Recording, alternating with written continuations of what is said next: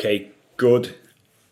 Oh, I was going to say good morning, but God knows what time it'll be for you guys when you get this. This is a short follow-on video from my article up on kyuzo.ie, which was all about training properly, how to spar properly and how to train properly. So I was asked to expand a little bit more on that because I do requests. I'm a little bit like a DJ. I do take requests, so if you do ever want an article written, or if you want me to answer some question on the blog, on our Monday emails, which you can get, by the way, by filling out the small form on our website, you can do so, and I'll be always happy to answer it, or try to put something in on the blog there for that. So I was asked to expand a little bit further on how to train properly, specifically how to spar properly, and it's a very, very long subject, but I'm going to try to answer it here. The reason I'm doing it by video is when I sat down to write this, it was just too complicated and long. And I think people would have been reading the kind of blog equivalent of War and Peace by the time I got to the end of it. So, and it didn't make any sense also. So it makes more sense when I explain it. So I'll give you a quick parable first of all, right? So this is easy enough. This is why it's important, and this is why it helps you. So, when I started in Taekwondo, years and years ago, the first thing I started to do was to learn how to hold pads properly. Because what I discovered is that if I was a good pad holder and I helped the person out and I was a good training partner for them, I discovered that better training partners used to come to me to do pads with. So you'd meet their eyes across the room and you go, well, okay, a bit like meeting on a dance floor. You'd end up getting the best training because those guys came to you because they knew you were going to be good to hold pads. And then as a result, you could watch them, you could see what they were doing, you could tell how they were kicking or punching, and you could say, okay, I'm going to try and copy that and try and do better with that. And it meant that the better quality people started to come to me, the more advanced guys started to come to me for pad holding. And that meant that I got better because I was experiencing them all the time. By sort of the opposite of that then was that when you looked around the room and you saw the people who weren't doing so well, they tended to kind of clump together because they weren't good training partners. If they weren't a good training partner, that meant that they got a lower quality person working with them, who wasn't looking for the best training. And as a result, then they didn't get the kind of same experience that I did. The experience I got was exposure to higher level people and a good reputation actually as a good training partner, somebody to work with, which served me well. So if you think about yourself as a sparring partner, what sort of sparring partner are you? Now, this might not be applicable to you if you're at a lower level of technical ability, because you're probably going to go, well, I'm actually no type of sparring partner at all. I don't really know what I'm doing very much, but bear with me anyway. Or it might not be applicable to you if you're very, very small.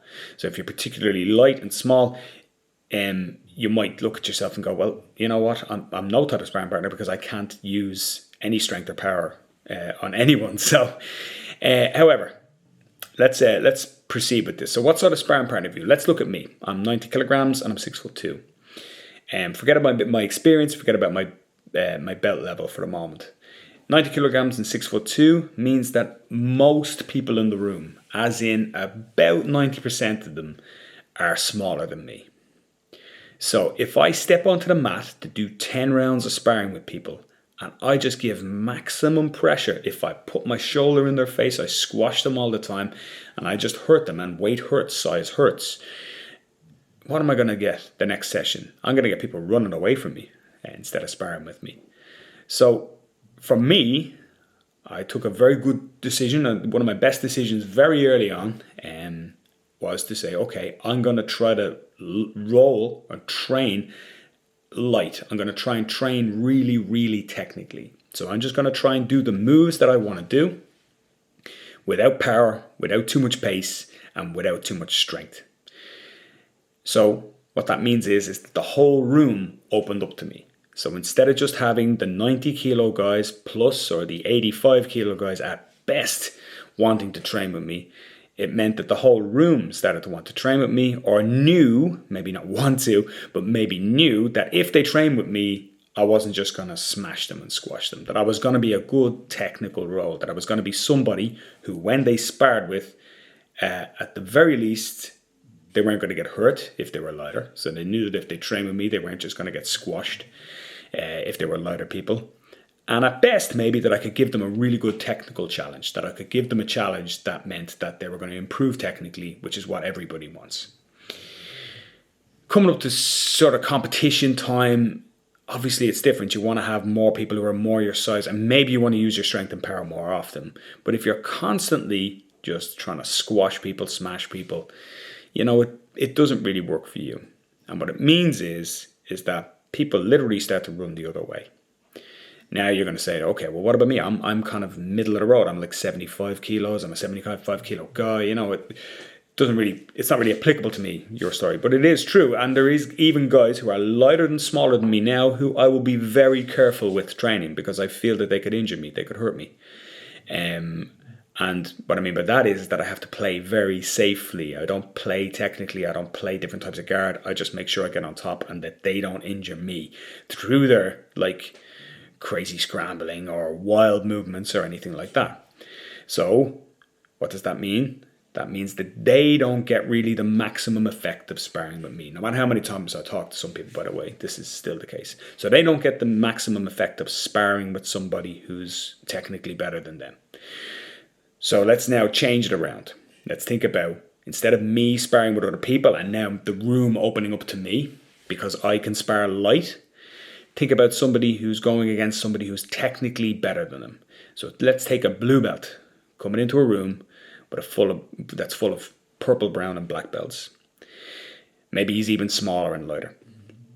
If that person walks in there and decides, I'm going to have to go crazy at all these guys, all that's going to happen is, and I've seen it happen, is those guys are just going to smash him. They're just going to say, right, I got to put this guy down early because he has the potential to either catch me, which I don't want to be caught, catch me technically, or with speed or with power, or he's got the potential to injure me. So I'm going to put him down. So I'm going to make sure that I just get on top, smash, take my time, and tap him. So he doesn't get the maximum training effect out of that session because the other guys are just not going to allow themselves to be hurt.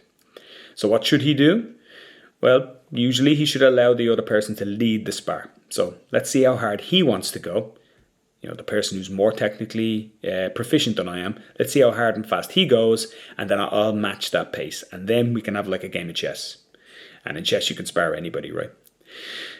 So it's a bit complex. It's difficult to learn because, of course, you have an ego. You want to be able to go out there and you want to win spars, and you want to be able to tap people, and you want to be able to try new things.